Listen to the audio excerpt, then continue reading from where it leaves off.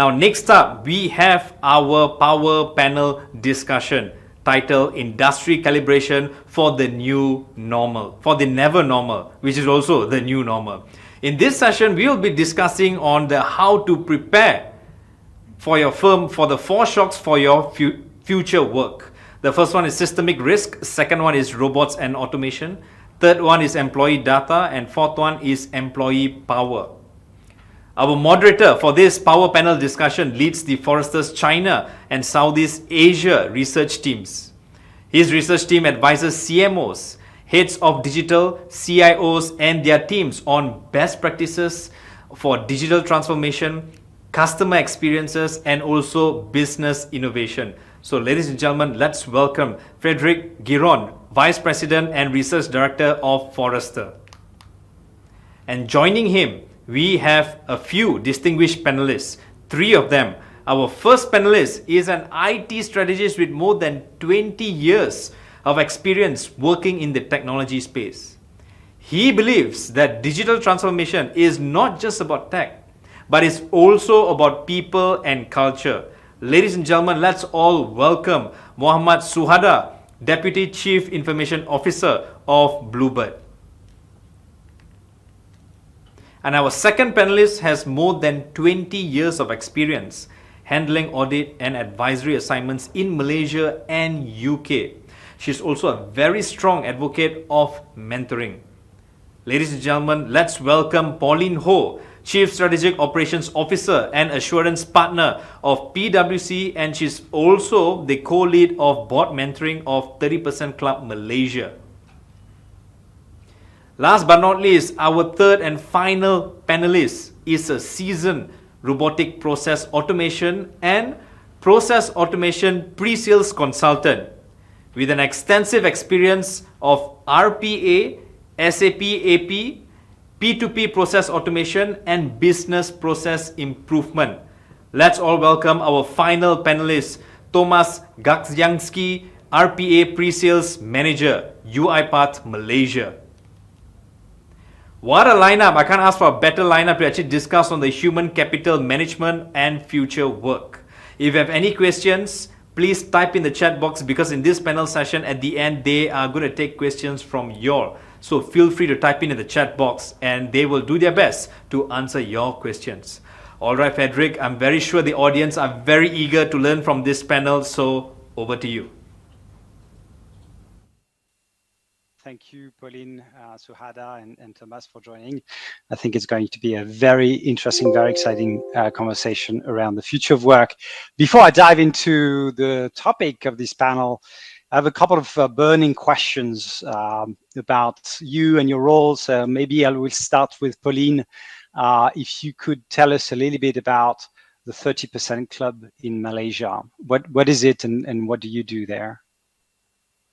Thanks for having me. Good afternoon. Let me explain a bit about 30% Club. So the Malaysian chapter actually started in 2015. It is a campaign. We are not an organization. And the aim of this campaign is to improve diversity in Malaysia, especially among corporates at the C-suite level and at the board levels. So because it's a business-led campaign, the objective is really to focus on diversity and inclusion. At the beginning, the push is really around gender. Now we have expanded it more and encourage businesses to work together to effect change in the corporate sector. There are 3 pillars. Activate, where we activate different companies, individuals to progress the change in their area of influence, followed by the second pillar of influence, where we influence not only corporates but also regulators and other organizations that has the ability to effect change across the entire ecosystem. And the third pillar is around enable, and that's where I actually volunteer my time as a co-lead for the board mentoring program. So as part of enable, we are really looking at talent pipeline to enable there to be talents for you to fill up those positions that we are talking about around C-suites, management level, and also board. So one of our biggest objective around mentoring is to pair up board-ready candidates with experienced board members so that they would be able to network and expand their horizons and potentially be placed on boards as part of that, additional exposure. Excellent. Thanks a lot, Pauline. And diversity in inclusion is one of the crucial topics of the future of work, and we'll come back to this very important topic in the next few minutes. Suhada, thank you for joining. Can you maybe tell us a little bit more about your role at Bluebird? Maybe some of us don't know what Bluebird is. I think everybody should know. But then, and maybe develop in terms of what digital transformation initiatives that are keeping you busy at Bluebird. Yeah, thanks a lot, Fred. Good afternoon, everyone. Thanks for having me here.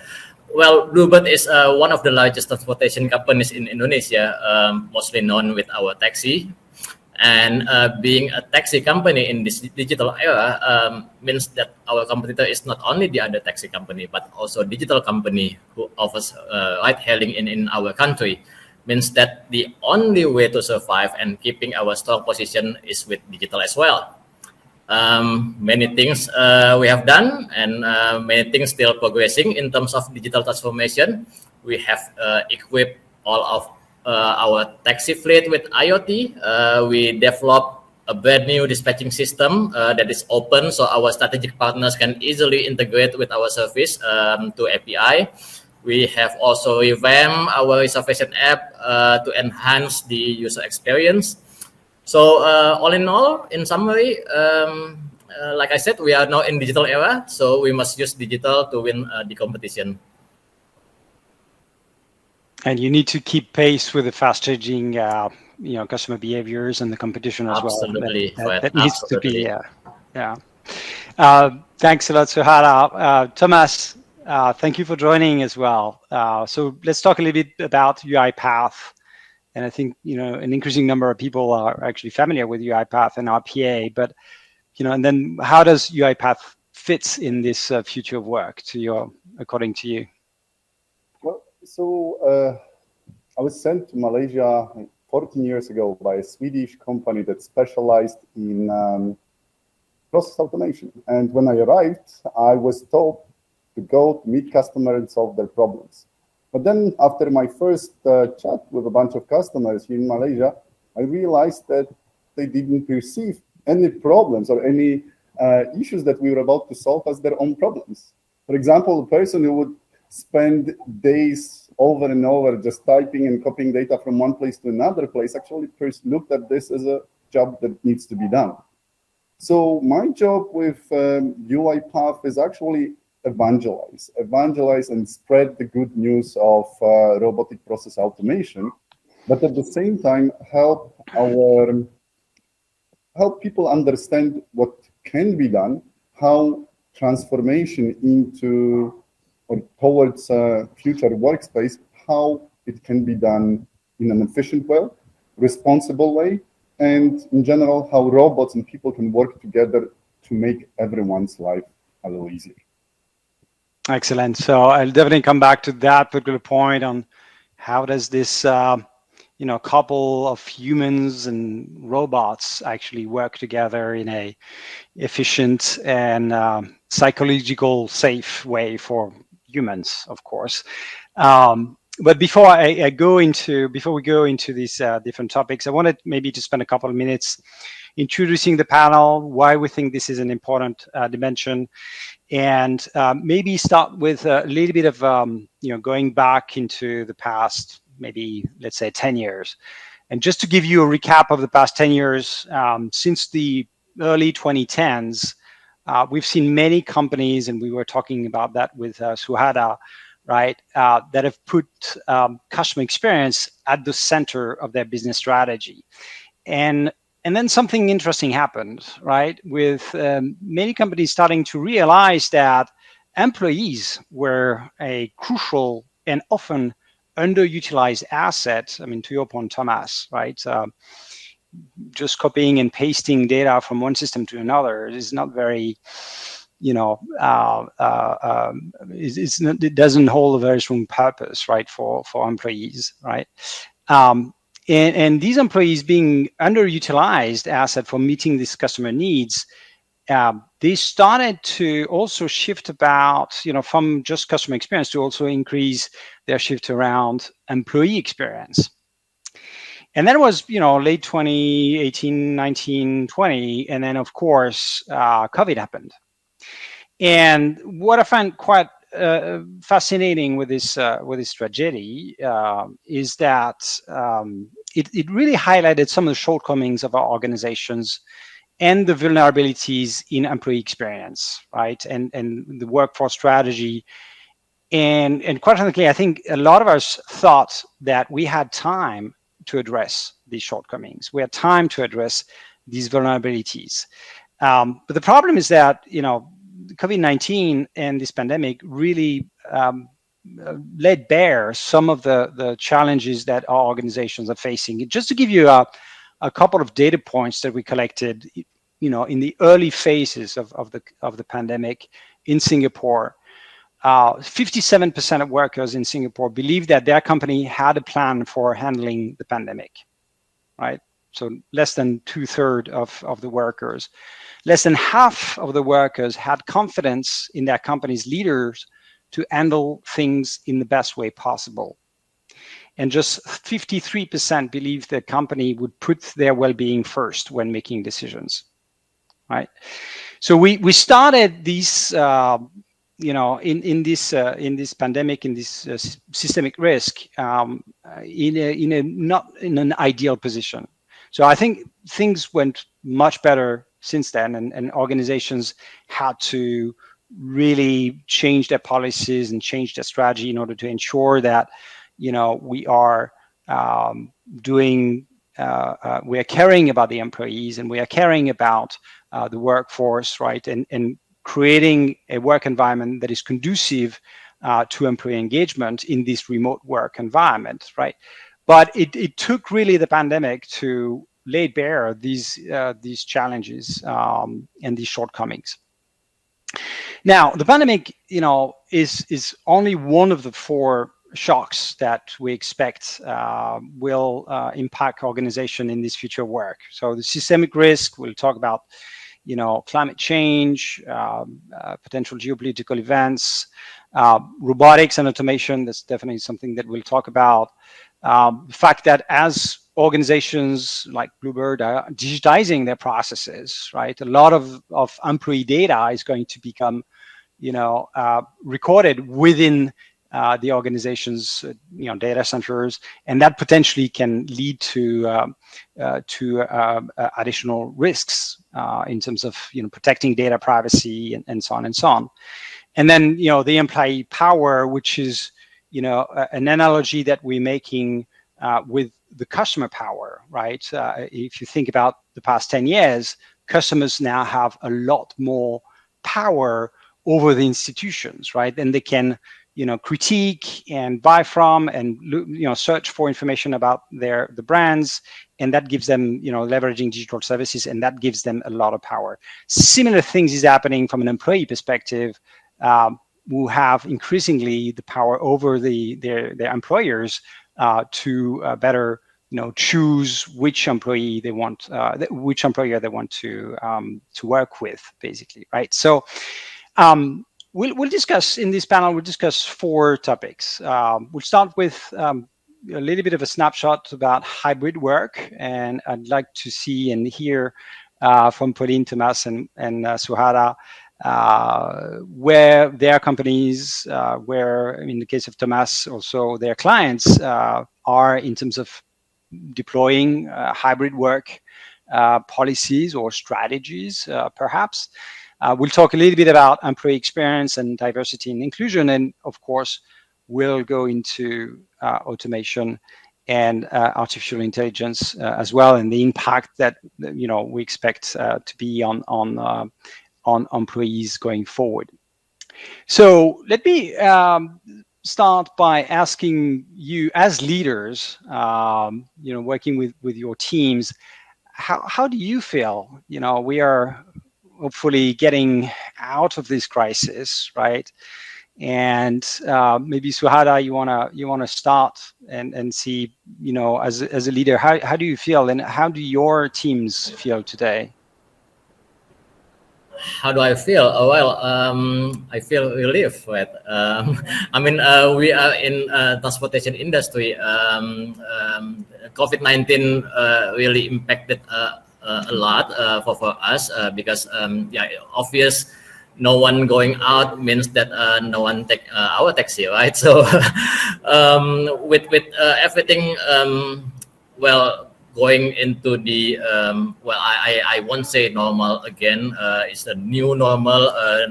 We have a new process, new procedure when we are going out, and but yeah, I feel relief, and the business is going better now, and then my team also. I mean, 2+ years to be at home, starting to work again in the office, although it's not full in the office because we are applying the hybrid work.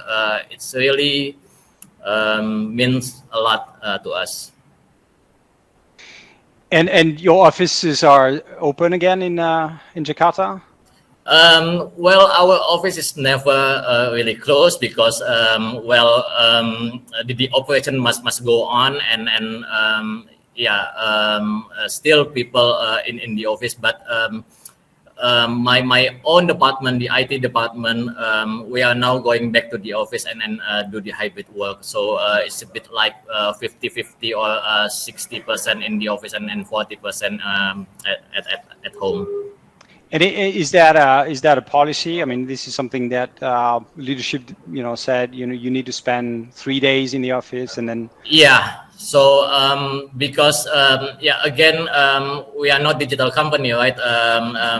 We are transportation company, and then the operation they need to be in the office all the time, 100%. So yeah, although my team, the IT team, we have the privilege to be at home, but we must respect those in operation. We cannot be at home 100%. So the management put some kind of policy that, okay, IT team, you can work at home, but you need to be at the office 60% at least. And I think it's a good idea. It's a good policy because eventually. Well, one thing that I don't like about working from home is the culture is not there. I mean, if you want to force the company culture, if you want to encourage the company culture to the people, to the staff, you must meet them face to face. So I guess hybrid work is the future.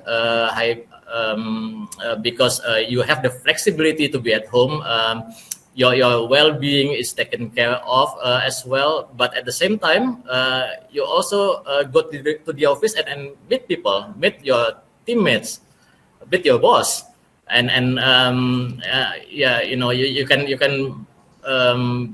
build the team better because you have the culture there. That's a very interesting point about the culture. We'll come back to that point later on. But what about your team? Do they feel the same, or would they rather stay at home, or do you have a sense of that? Well, to be honest, some people would like to stay at home 100%, but at the end of the day, I think the company's policy need to be respected, and also I think it is better for everyone to be in hybrid work of mode. Excellent. Thanks a lot, Suhada. Pauline, I'm curious.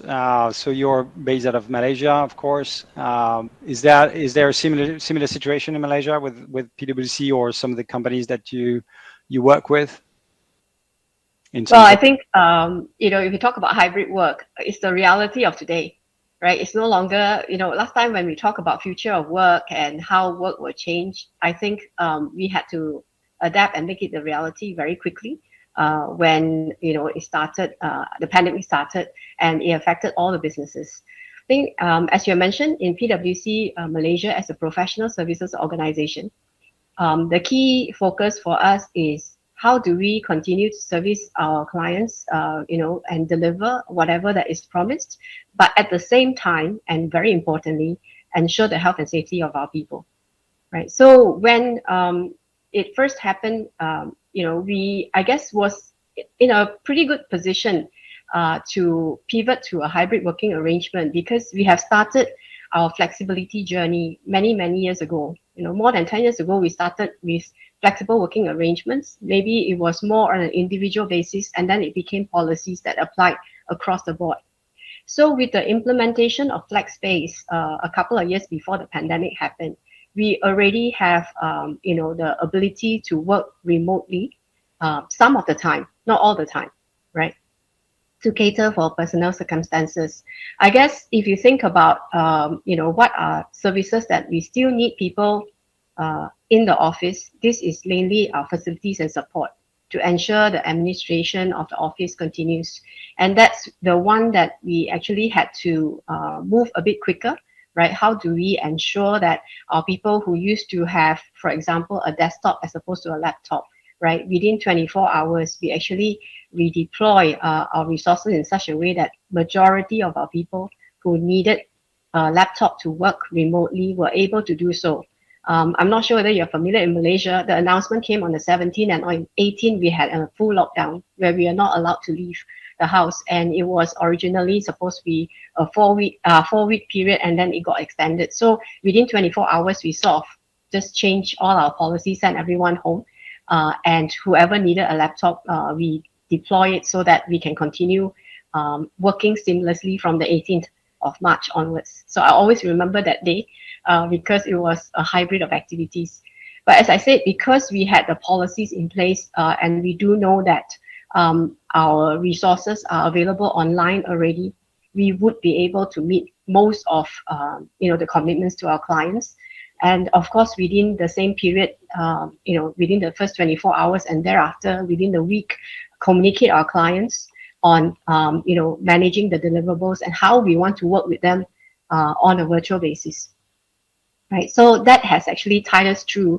And looking forward now, we have our flex space reimagined, basically thinking about how do we continue to expand on our existing policies to ensure that we meet some of the critical requirements of things that Suhada said, right?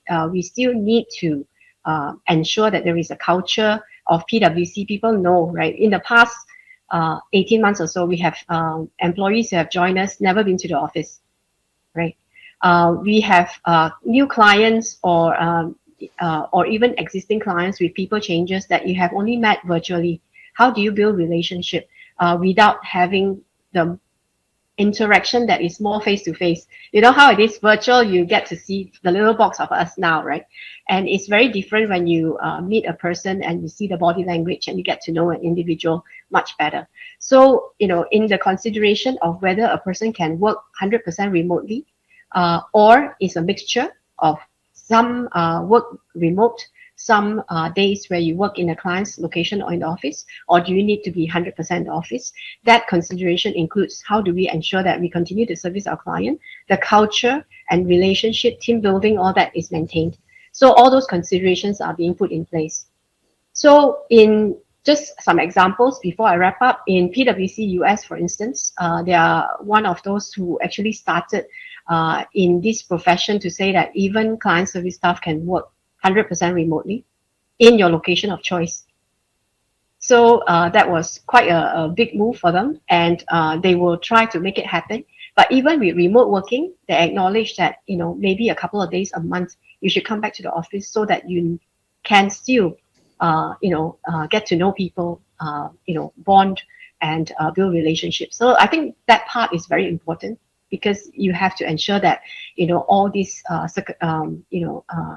human interactions are not removed just because you're working remotely.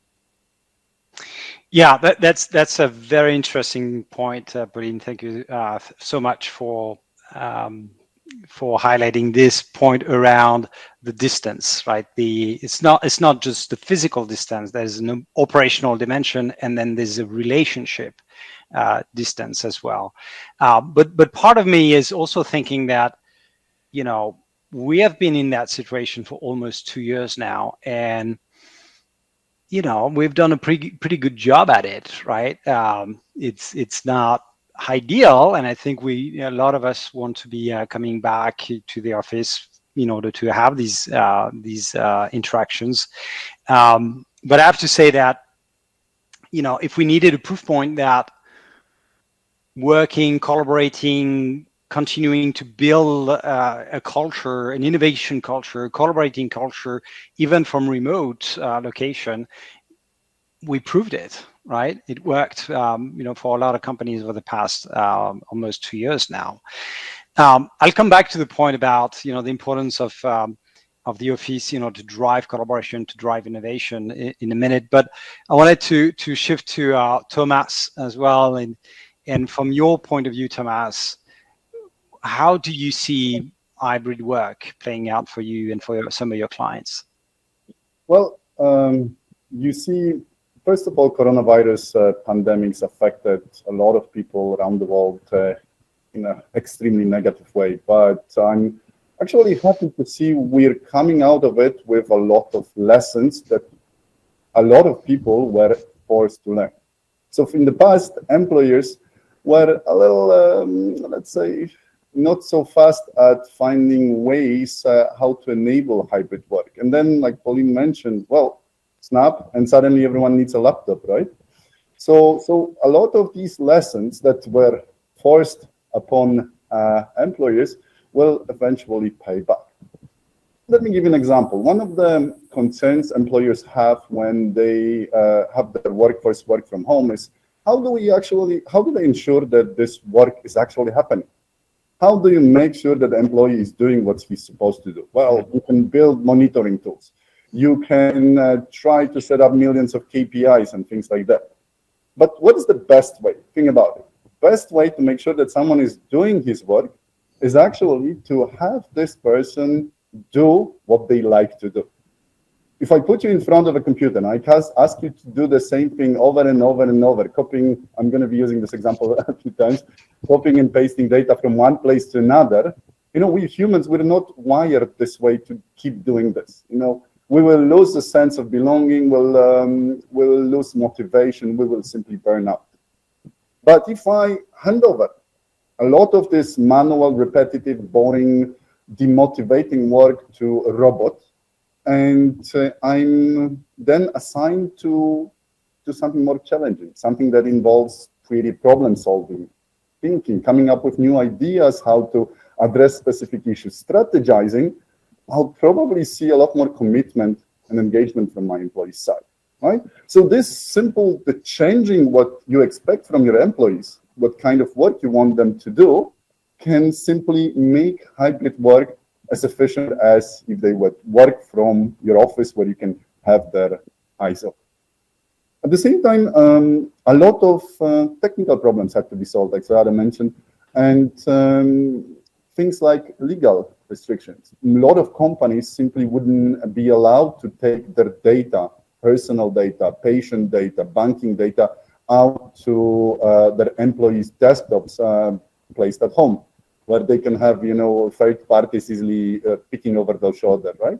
So again, this is where robots step in, because robots can do majority of the data processing and then only, for example, mask the sensitive data in case of problem, in case of challenge, exposed the minimum of information that is necessary to employee to make the right decision, to approve, to review, and then have him, deliver this from home. So this really unhappy or unfavorable situation with coronavirus has actually proven us that hybrid work is a future that is possible, achievable, doable, and it not only benefits the employers, but it also benefits the employees who will end up on the other side of the VPN or internet at home. Of course, there's still a problem to solve, if you have a bunch of crying kids at home, but this is where UiPath doesn't really venture into yet. Yeah, the rugrat problem needs to be handled, that's for sure. Thanks a lot, Tomasz. One thing you said about employee happiness, right? And the fact that a lot of the information workers that we enable with technology and that we are supposed to be serving with our policies, they do their best job when they are creative, right? When they are thinking about new solutions, when they are solving problems, right? And that makes me think, on how we can then focus on employee experience, right? Because at the core of this employee experience concept is this idea again about creating a work environment that is conducive to, making progress, right? Finding new solutions, making progress against some of the clear objectives that you have set for yourself or set for your team, right? And because again, at the core, if the biggest predictor for employee engagement is productivity. If I'm productive as an employee, right? If I'm able to make progress against these specific objectives, then I'm fully engaged and I'm willing to bring my best to work. And that's really what sits at the core of employee experience. So I'm curious, Suhada, Tomasz, Pauline, how do you see employee experience? Is that something that is important within your own organization? Is that something that you have started maybe measuring? Are you looking at ways to better enable your employees as well in order to make them more engaged? Because that's critical. I mean, that's really crucial in this hybrid work environment to keep the employees motivated, engaged, and productive and happy, to your point, Tomasz. Suhada, you wanna start maybe? Yeah, sure, Frederic. Well, what you said, you said it best already. I mean, I fully agree with you. Your staff is your number one customer. Happy staff will do their best and be more productive, which eventually bring more profit to the company. So, employee experience is important. Their feeling and their perceive is matter, and this happiness is not only about paycheck. Well, I must admit it is important, but still, it's not everything. Staff now they are looking for flexibilities. They are looking at well-being at work. They are looking at digital tools that can help them to perform at their work, and they are looking for many other things. And in our case, in Bluebird, we are not only taking care of the employee experience, but we need to also take care of our driver experience. Since driver is our frontliners, they are the one that serve our customer, and they are the one that can create the perception of our customers toward our brand. So as the head of technology, I'm playing a big part of driving this employee experience transformation along with our HR and the other management. So because technology means to make staff life easier. Things like collaboration tools, automation, a user-friendly system. This definitely will help them with their productivity. I can give you, example.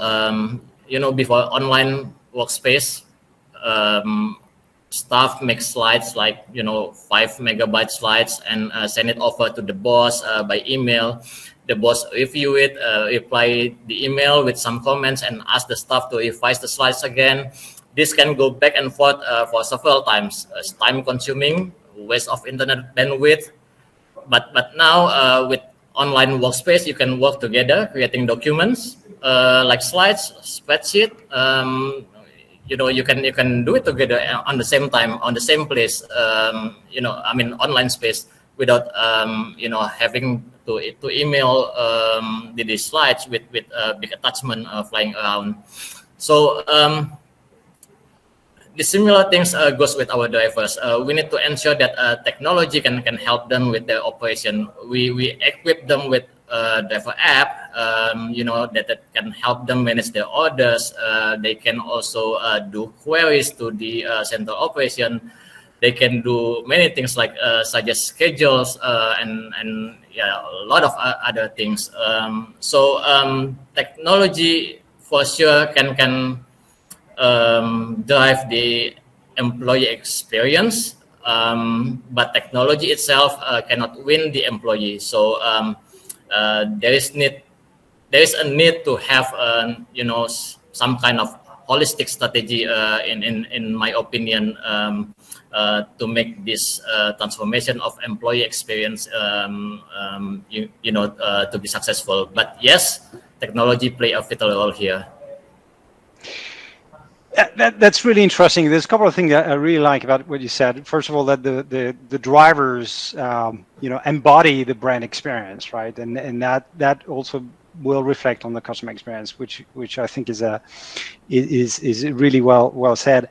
The other thing, what you just mentioned about, driving a qualitative employee experience is not just about the technology; it's also about the strategy that you need to put in place. Can you elaborate a little bit on that in terms of, are you thinking about maybe gamification? It's really about how do you drive the adoption of these tools, right? In terms of incentives, or anything that you can share on this? Correct. So in my opinion, when you want to transform the employee experience, you need to have a holistic strategy. You need to work with your HR, the other management. What is the best for our employee? How to make them happy? Like I said, paycheck is not the only thing. Maybe they want, for example, Instagrammable working space. Just for example, maybe flexible working hours. But yeah, for sure, technology can also support them in this area. But again, we need to combine all this, strategy into one holistic strategy. That's what I'm saying. Excellent. And that's also a good way to attract new talent and to retain the existing one, I guess, right? Pauline, do you agree on what Suhada said around employee experience? Yeah, a lot of the points that Suhada has mentioned is really encapsulated on how we look at employee experience. We have a framework because at the end of the day, if there are no people, there's no PwC, right? Yeah. Because that's what we do. So in driving employee experience, we have a people value proposition that we call GROW. GROW is an acronym for growth, recognition, opportunities, and ways of working, GROW. So I'll just briefly cover each of them. So for growth is about learning and development, not only classroom training, but development in the sense, for example, when we started our digitization initiative called Future Skills, we focus not only in terms of digital skills, but also human skills, because we believe they complement each other, right? So other than teaching our people UiPath, for instance, we also talk about, giving protected time for who we call digital accelerators to go and work together as a team, brainstorm solutions that we can help them do their work faster, better, or solutions that we can actually bring to market. So after they have brainstormed and worked together as a team using technology, they will pitch like a Shark Tank to the leadership. And if it is successful, they will then get more time and resources to be able to then implement it, for a wider audience. So there's an example of how, we allow people to grow and develop during the process of, increasing our digital acumen. The second one, in terms of recognition, Suhada mentioned about, salary is one thing. That to me is a hygiene factor, is a foundation. Recognition goes beyond that. And one of the ways that we provide recognition is we use a platform called Flex Points, where we want our people to be able to give instant recognition to people, to others who have done something well.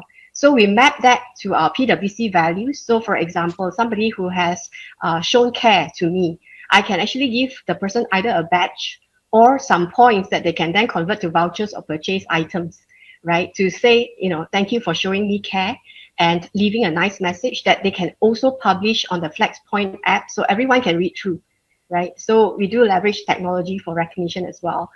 The third one on opportunities is about doing meaningful and purposeful work, right? Aligned to our purpose, which is to build trust in society and solve important problems. So some example of linking our daily work to meaningful or purposeful work is around, for example, we are talking a lot about ESG nowadays. Some of our assurance people are actually helping clients to assure the data when they talk about, I have only emission of 3,000 tons of carbon a year, right? What are the processes and controls do they have in place to ensure that what they are reporting to the public is actually, accurate representation or fair representation of what, is the actual emission. So these are some examples of opportunities. There are opportunities for work cross-border as well that we have given to our people. And the final one on ways of working, we talked about Flex Place already earlier, but other ways of working include growth teaming and well-being pact, where we actually at the beginning of each project, the teams will talk about how they would like to work with each other, right? They set team calendars. They have agreement on, there are certain days that I would like to go off on time or want to take a block time off in order to do something to enable me to balance my commitments, both at work and at home, right? So those are the things that they agree. We do not email each other at certain hours of the day, right? So that I can really focus on, because, nowadays we are on 24/7, right? To be honest, all of us are in front of the computer. We can work nonstop if we so choose. But there are times that I just want to sit quietly and reflect on what I have done for the day, or document the stuff that I want to document after having a lot of conversations during the day. So you can actually block your time for that as well. So whichever way that works best to help you be productive is the agreement that is set up front. Right, so these are just some of the examples that we want to have in order for us to continue to be an employer of choice to attract and retain our people. Excellent. Thanks a lot, Pauline. That was awesome. really exhaustive. I love the GROW acronym. Just a quick reminder for our audience, dear audience members, if you want to ask questions, feel free to use the chat, the Q&A tool on the platform, and we'll take the questions as they come. Pauline, just to go back to this acronym GROW, the second point, recognition. How do you keep on providing regular feedback to your teams across the organization? That's probably one of the most important dimension for me. In our research, we show that the biggest predictor of employee burnout, which is the opposite of employee engagement, right, is lack of recognition, right? So making sure that, especially in a remote work, hybrid work environment where people are far away from the office, having this continuous feedback, being able to continually, provide, the constructive, feedback, or the recognition as well. That's absolutely fundamental, absolutely crucial. Tomasz, I want to stay in employee experience, but going to your core area of automation and artificial intelligence, and typically, usually, I don't really agree with everything that is written, but automation has bad press in terms of employee experience, right? Because, potentially it creates a lot of anxiety, right? Which goes against this idea of psychological safety that I was talking about, in the beginning. How how do your clients approach this psychological safety as they roll out, as they implement automation strategies? See, this is very important because, well, people are still very much involved in every change that happens inside the organization, right? And if people are underinformed, if people are not taken into consideration when change happens, people tend to get scared. People tend to start blocking these initiatives. And sometimes, actually, the automation, the whole objective of it, the way how it's supposed to be implemented, this just needs to be properly understood by people, by employees, and usually this kind of activity, when we create a lot of awareness, we show them that they are in the center of this change, not, let's say, a victim of this change. It's very, very important for the success of the project. So we have done a couple of things. First of all, well, we try to help people understand how will the work change when robots get involved, right? So this open dialogue, open explanation, and it's just the beginning of a great process. But at the same time, well, one of the most commonly repeated slogan is that automation will replace people. Well, I've heard this when typewriter was discovered. I've heard this when steam engine was introduced. And suddenly, you know, after steam engines kind of disappearing from our reality, we have more people employed than ever before, right? So job and work, it doesn't disappear. It changes. So if you, as an employee, can change along, you're enabled, you're empowered, you're given the tools, you're receiving your company's investment and support, you can change and literally future-proof your employment. So with UiPath, we have really gone big on what we call democratization of robotic process automation. We want everyone to experience RPA and have access to RPA and learn about RPA and use RPA pretty much the same way as they use Microsoft Excel. You know, Excel used to be actually considered a scary application for accountants and people doing tabs, right? Yeah. So now you have every computer almost with Excel installed. If someone needs to add two numbers, people, instead of starting calculator, they will open an Excel sheet and will try to add these two numbers there, which is a little sad, but yeah, it's the reality, right? So the thing is that simply instead of having them fear the application, people get used to it, people get trained, people embraced it, and eventually got a new skill that made them better employees, offering greater value to their employees. So with UiPath, you can, for example, sign up to our academy. You can learn how to build robots, how to create automations, how to become an RP developer completely free of charge. You can simply get a new skill that now is very sought after. We'll offer you free software. You can download the entire platform and start using it free of charge for your personal educational use. We have enabled our customers. We have prepared programs for them to create new kind of positions by converting the existing employees, those that have a little bit outdated skills, given automation footprint, into some new useful skills away. So the social responsibility simply is translated into taking care of your employee, and instead of letting him fall behind, letting him catch up with the reality, or even go ahead by, like I said, getting a job at let's say, positions that 10 years ago didn't exist. Yeah, which I guess begs the question whether people are willing to change, right? Because I agree with your point is, you know, the pace of change is only accelerating, but that means basically that people need to be able to unlearn and relearn new skills, new talents, and that's not something that is maybe easy for most employees, most people to grasp. So I was wondering if you had any thoughts, Pauline or Suhada, on how to comfort, employees that they can do that, right? They can learn new skills. They can grow, to your point, Pauline.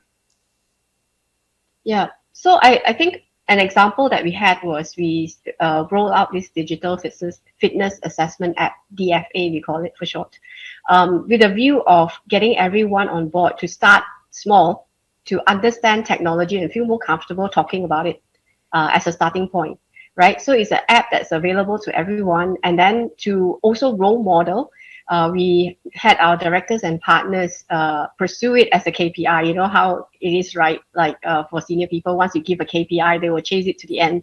So it is a weekly dose of a couple of hours of reading. And then there is a small little assessment at the end that encourages you to talk about it and to take a lead in either bringing that conversation to the clients or to your people, right? So over a period of 1 year, I actually managed to improve my digital knowledge, at least to be able to speak about it and understand what is robotic process automation, augmented reality, and all that through that process, right? So once you can see and share this experience with others, then I think that is one area where you can sort of try and lead by walking the talk.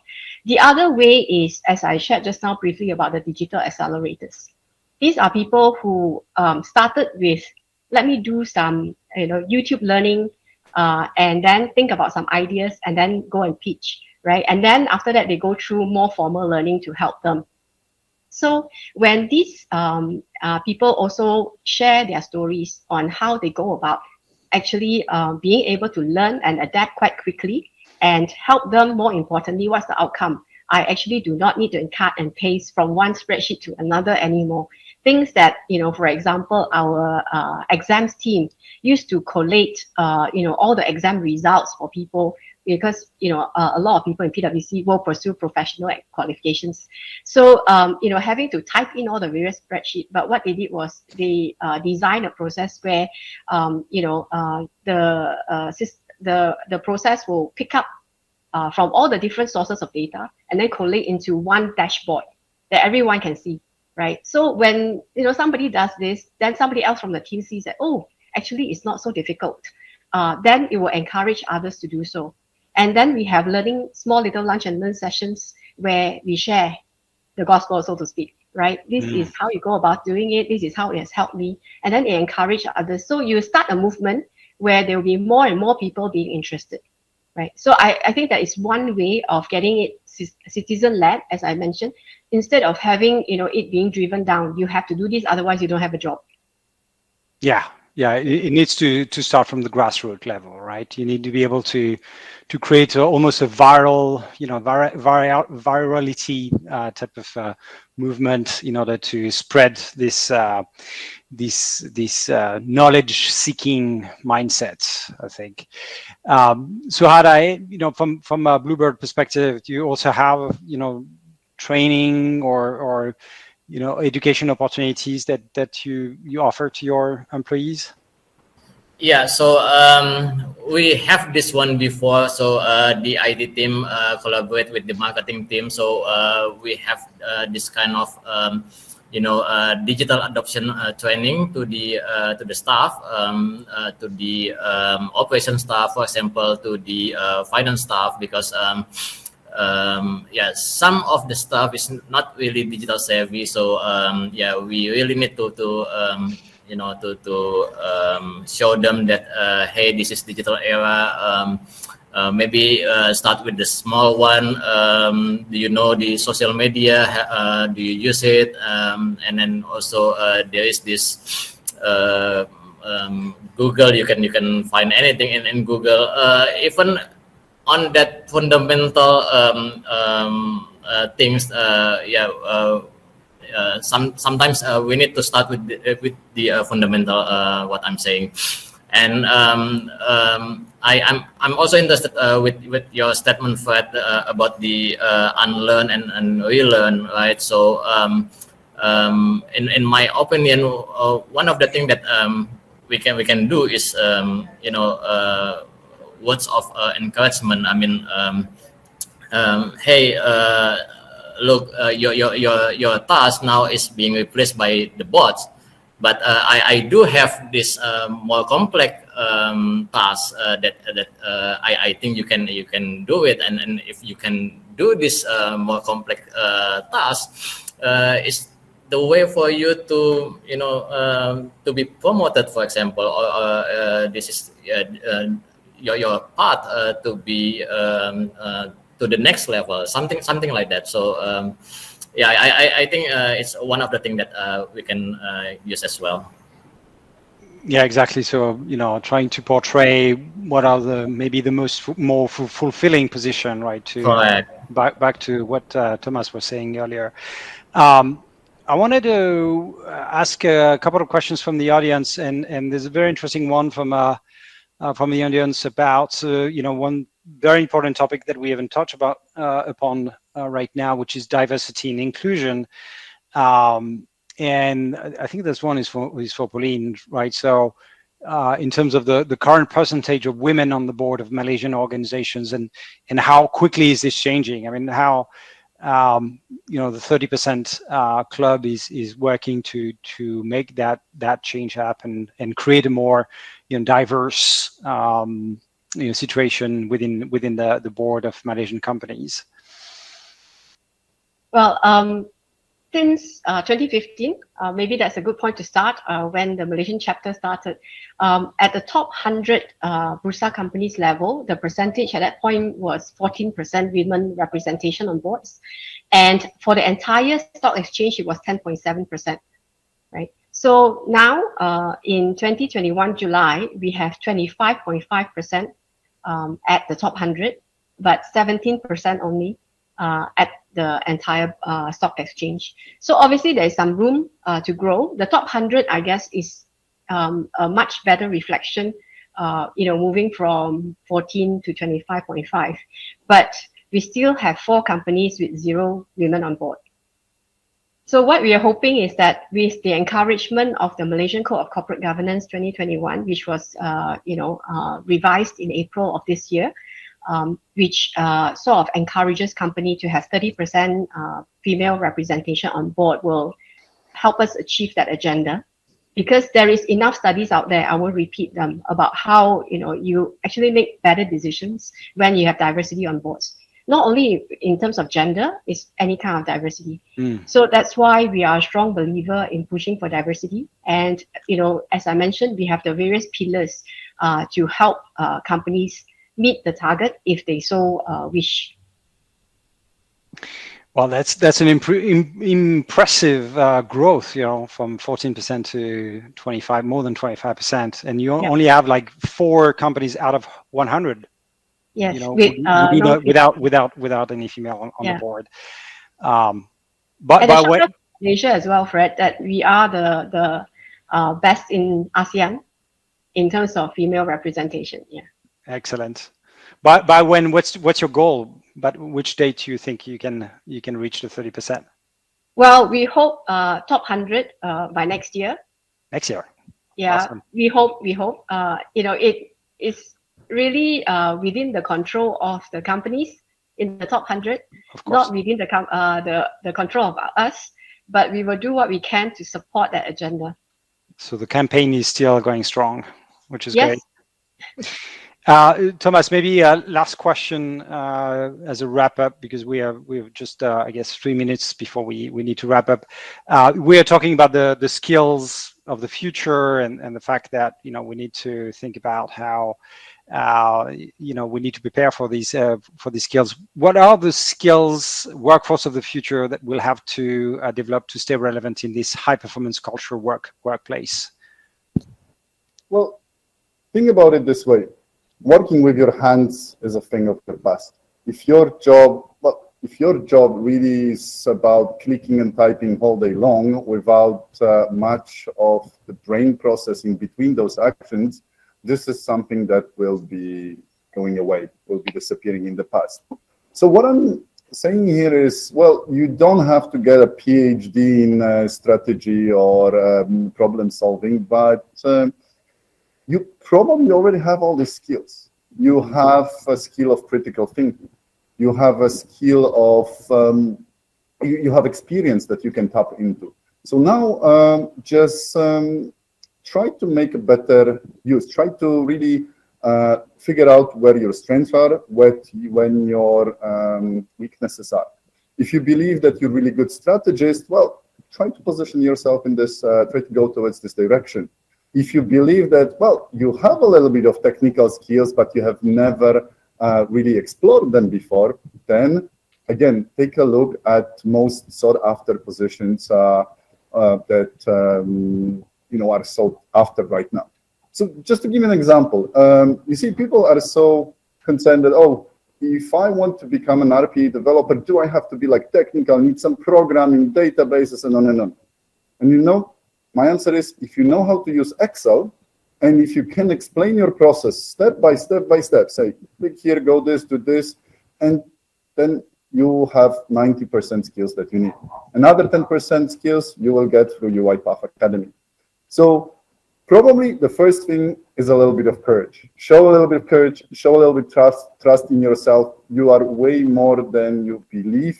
You represent yourself, and just reassess, get the right tools, get the right mentoring, and you most likely have the skills that are needed in the future workforce already. That's it. That's very very well put. I think it's really about, you know, being poised. We talked about being poised, enlightened, you know, having this sense of purpose, and, you know, to go back to what Pauline was saying, and Suhada as well, knowledge seeking, right? So being able to continuously, you know, seek new knowledge and grow as an individual. I think we've reached the end of this session. Thank you so much, Pauline, Suhada, and Tomasz, for enlightening us with your experiences, respectively. And it's been a fantastic discussion. So thank you so much.